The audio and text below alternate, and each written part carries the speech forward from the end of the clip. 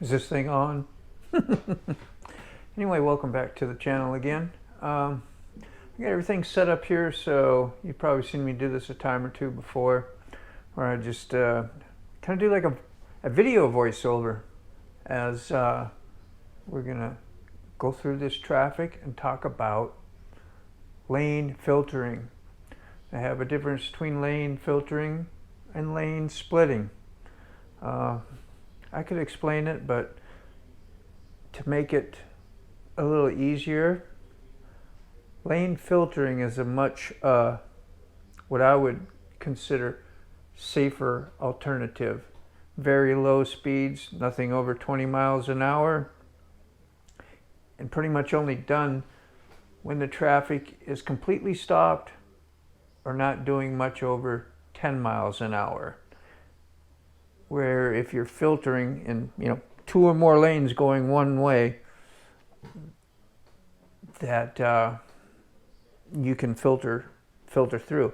Now, lane splitting, like I guess in California, you can fly through traffic going 50 miles an hour or more, whatever, in two lanes, and hope you're lucky. So let's start this show off here. I'm just now leaving work and about to get up to the interstate here.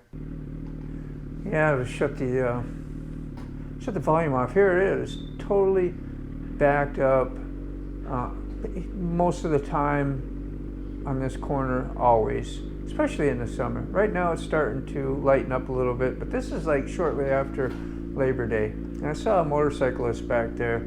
He was just sitting in traffic. I think when he saw me go by, he said, "Hey, I'm going to go ahead and follow that guy," which he did. This is not lane filtering. This is more illegal riding on the shoulder.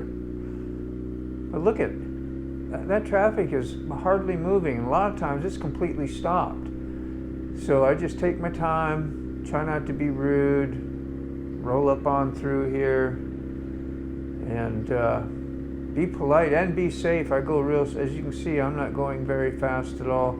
I should have my camera down a little bit more. You can see my speedometer, but I'm gonna be doing more than 10 miles an hour, maybe 15 at times.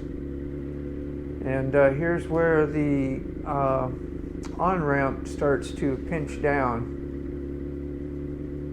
And now I gotta find a way to get in. You can get in back here. I go all the way up to the end. I push it right to the limit. I'm gonna do this, I'm gonna take it all the way. I think that guy's still following me too.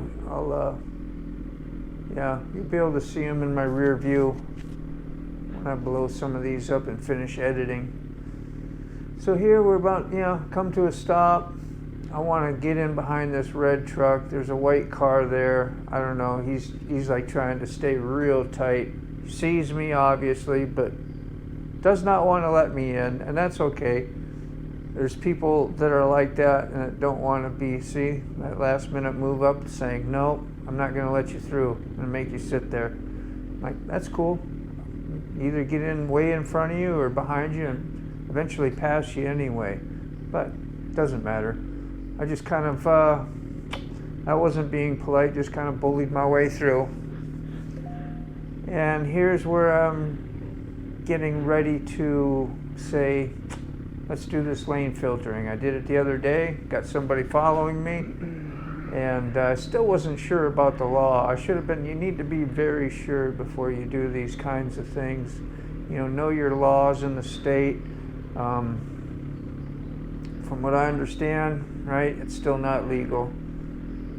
But I wasn't sure at this point right here, so I gave it a try. Had some followers. That guy that is on the Harley, I think it is, or something, he's on a cruiser. He's been following me and doing pretty good. I'm surprised how he gets through some of these tight areas. I mean, being on the sport bike is really nice because you can get through these tight areas pretty much with ease. It won't be much longer. Up here, there he is. There's another motorcyclist. And he's just sitting there too. I don't know, I can't see. He must have followed me, because in another mile or so, mile and a half, we'll be seeing him again, and he'll be in the tunnel. And eventually I'll follow him. So he had to do something to get up there and through this traffic, because it was pretty tight. I just couldn't see him doing a bunch of passing the cars to get up there. And plus, as you're watching this, I spliced and went ahead and whatever. So we went through quite a bit more traffic. Here it kind of opened up finally. We're in the Willoughby Spit area, which is another, like I said, mile or so before the tunnel. I don't know, I guess the guy that was following me thought, hey, I'm just going to go ahead and get over in the other lane, and I don't know if he's going to pass that. At least I'd get like, hey, thumbs up, man, cool, got us through that. And nah. No etiquette out there. It's cool. I don't deserve nothing. I just thought it would have been neat. I know I'd have done that to somebody, but that's me. Yeah, there's not much communication out there. He just doing his thing. He looked like he commuting too. Probably military, who knows. Won't be much longer here. We'll be on the next bridge, and that'll be the one that leads us to the Hampton Roads Bridge Tunnel, which they're doing construction on. They've been doing that for, I don't know, the last year and a half. It won't be done till 25.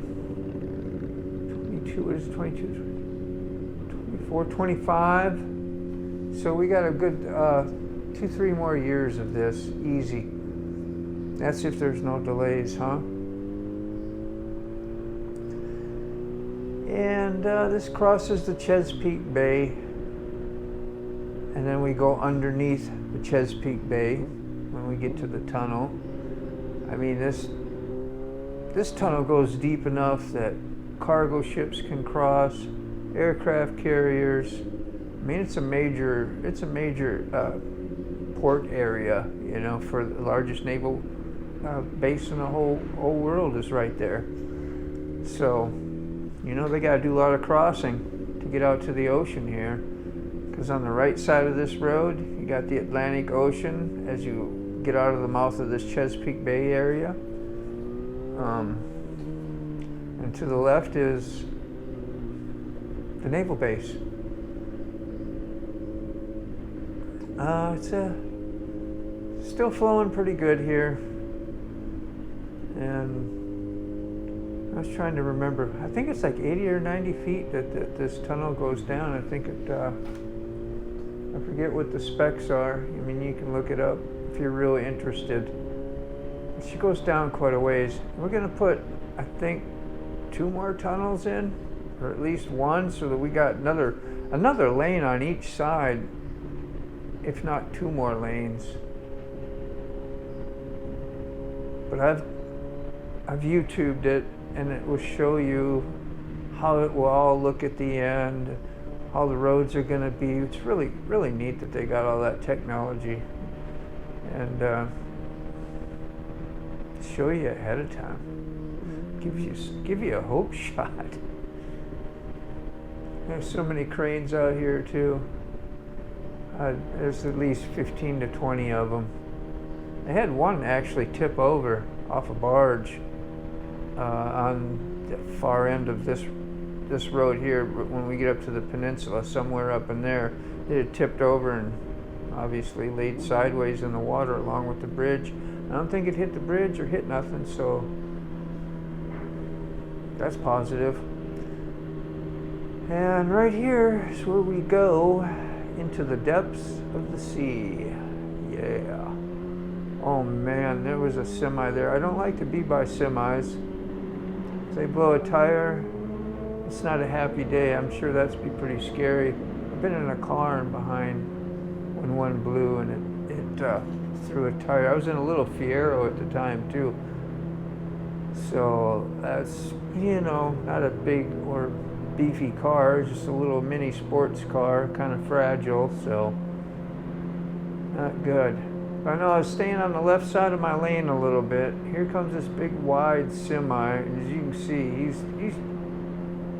pretty wide load. You can see it's bulging out well over the platform that it sits on.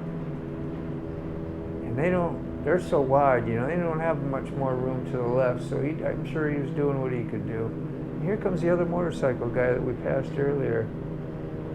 No wave, no hey, no nothing. That's okay, all right? I just noticed that stuff. And I'm pretty happy out there. A wave, say hi, whatever. Most people just trying to get home, get through this traffic. I'm sure it's pretty annoying for some. I think we're at the very bottom now, in the flat part. And then it will start rising us up again. Pretty soon we'll be heading out of the tunnel, and you're not supposed to change lanes in here. You can see that it's got a solid white line, but I moved over to follow this guy anyway. You know, honestly, I just do what I do to hopefully keep safe. I don't think changing that lane and getting over there was any safer for me, but I did want to follow the other bike. All three of us pretty much stayed together that way. Well, there he goes. He moves out. There I go. Follow him. Hey, I don't blame him. I don't want to be behind a semi either.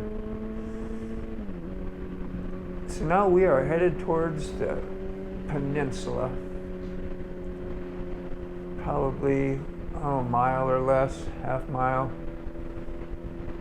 Over to the right is Fort Monroe. Over to the left there is Newport News. Over here is pretty much where that other crane tipped, like where you see that one right there. Maybe a little closer towards shore. And I don't know, I got another, there's Mallory. I take the next exit here, quarter, half mile, whatever it is. And we are done on our journey. Try to wave, you know, look over, there you go, you can see the high a little bit maybe. You know, this could be a new rider just keeping his eyes and focused. And here comes the guy up behind me. Kind of part our ways, and that's it. So there was my lane split. There was my blow by blow for you. Hope you enjoyed it.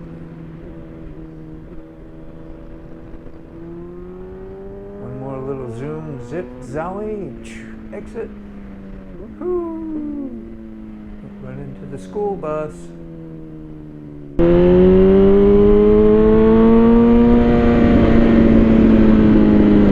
So what'd you think of that lane filtering again? At least this time I had a few bikes following me, which was a little more secure. Didn't feel too alone. It seemed like really safe. I didn't even go over 10 miles an hour. What, say like 8 miles an hour. Just filtered through the old traffic till we got moving again. And they say it helps for less congestion and keeps us motorcyclists from getting rear-ended. Welcome to the Motobomb channel. What exactly do you think of that lane filtering? I'm really for it. I tried it a few times, and honestly I tried it because I thought it was legal. So I checked into it just a little bit more. And it's actually only a bill. A bill that is presented to the state or whatever, then in hopes that it will make a law one day. And you know, it's pretty precise on what they want to do and what they want to call lane filtering. And it sounds very safe. It's supposed to help the flow and congestion of traffic out on the streets as well. I know for me, having to go home from the Norfolk, Virginia Beach side over to the peninsula and come through the Hampton Roads Bridge Tunnel, that's an excellent place to do some lane filtering, because a lot of times they're stopping that traffic, or it's just so congested that you could be stalled for anywhere from a few minutes to hours. I haven't really been out there for hours before. Maybe 3 hours one time. That was pretty rare. But you can sit a good 20, 30, 40 minutes quite often. I think the lane filtering is going to be something healthy for the area for sure, for every state. I don't know why it's not practiced. It's my safety. I think we should have people that look out for people, for motorcyclists. We need somebody who's in the upper levels of the state to understand and know what motorcyclists go through, and that they motorcycle themselves, and that they commute themselves, and get to see some of the hazards that could be avoided through some different laws and some special type of privileges, whatever you want to call it, or rules for motorcyclists to follow when in obvious heavy traffic. If it's just mild and it's a little bit, and a motorcyclist is trying to take advantage of that, and use it in each and every situation just because you want to get somewhere faster, I don't think that's fair or a good thing. But what do I know? Maybe it still helps the flow of traffic, for all I know. But those are studies that would need to be performed, and however they figure those things out. But getting us motorcyclists involved, getting a group of us, like me, I would do it. I ride every day, almost every day I'm on the motorcycle, and I commute 20 minutes or more each way, and go through the super heavy traffic and bridges and tunnels. So I get to see a lot of construction out there, road construction, So yeah, tell me what you think about it.